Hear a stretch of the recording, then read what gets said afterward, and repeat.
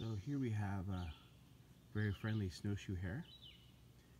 They're pretty interesting in that in the wintertime their fur turns completely white with the exception of the black tips on their ears, which you can still see here.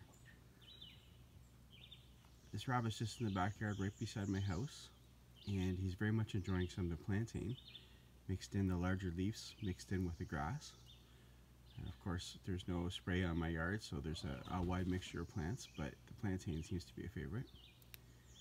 The snowshoe hare have very large elongated back legs, which they can use with great skill to move themselves forward very quickly to escape predators like the lynx, which is their main predator. The lynx population varies exactly in line and in sync with a little bit of a delay with that of the snowshoe hare, with about a 7-year periodicity. So every 7 years the population cycle of the snowshoe hare increases, and then the lynx follows. Then the snowshoe hare population crashes and the lynx population crashes as well. People originally thought it was sunspots due to the sun, some kind of solar regime, but really it's just entirely due to the rabbit eating all available food, especially in the wintertime where they spend a lot of time browsing. You see his very large ears there, and that's a hare, a very characteristic of a hare with the large ears and the large back feet. Rabbits have smaller ears and smaller back feet like the eastern cottontail. But the hare in the wintertime, browse availability is their limiting population factor. So they'll strip all the bark off the trees and eat all the young browse above the snow in the wintertime. And when there's no more browse available, the population will collapse and the lynx will follow shortly after that. So very cute animals, very tame, as you can see in my yard. They're not afraid of us. We move slow, we treat them kindly, and in fact my dog is right now maybe 30 feet away and he leaves them alone too for the most part. Every now and then he'll chase them just for a little bit of sport, but for the most part he leaves them alone. So you can hopefully see that the feet with a little bit of white towards the back and the white underbelly are very large, and they can bear the weight of the animal on the snow, and that's where the name snowshoe hare comes from, because they're able to spread their weight out over a very large area. So right now he's fairly unconcerned, just eating the plantain, the larger leaves there, which he is really relishing like his morning salad. And again, it's fairly extraordinary how readily they accept my presence here. I'm certainly no David Attenborough. I'm not even trying to whisper, and he's more or less just happy to watch me. So I'll let you watch him for a bit, and I'll add any other comments I can think of.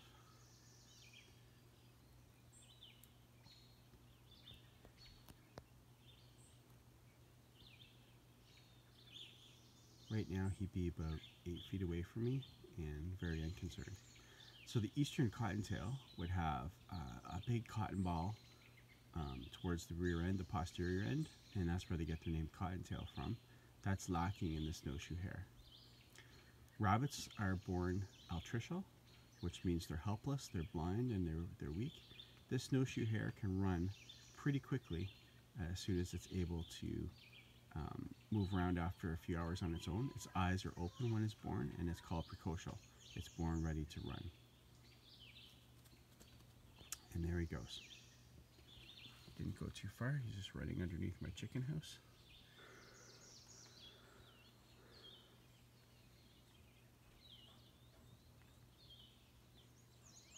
And that's the snowshoe hare. You see how in the wintertime their ears would be very susceptible to freezing because they're very thin, very elongate. But they have to be wary because lots of things like to eat them. They're prey for lots of animals: coyotes, eagles, hawks, foxes, wolves, where wolves are present, not on Cape Breton. But lots of things like to eat them, so they're always extremely wary, always listening. Their ears move around just like radar, trying to find and pinpoint the direction of every sound so they know when a threat's adjacent to them. You can kind of see my chickens in the background. You can hear my chickens in the background. They're always complaining. We let them out free range at night, but we don't want them to go too far because predators can take them out. And they get into my wife's garden. Okay, so that's the snowshoe hare. Pretty good tour. This guy is being extremely cooperative model for us to highlight The foraging behavior. Um, you know, they're surrounded by bush everywhere, but they like to come out here on the lawn because we keep it cut relatively short. You saw a good glimpse of the large hind feet there. We keep it cut relatively short, and we get succulent young grass from the chew on pretty much throughout the whole summer. So they'll be right beside us all the time. And right now, he's maybe about 12 feet away from me. And there he goes. You get to see the large hind limbs again. When they run, they can run and dodge to the left, to the right, trying to evade predators.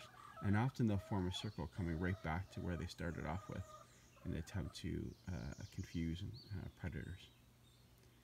And if anything's tracking them by their scent, crossing over their own path will again confuse the predator and give them more time to escape. But most predators will be visual, following them by visual cues. Okay, so I'm going to end it there. So this is the snowshoe hare.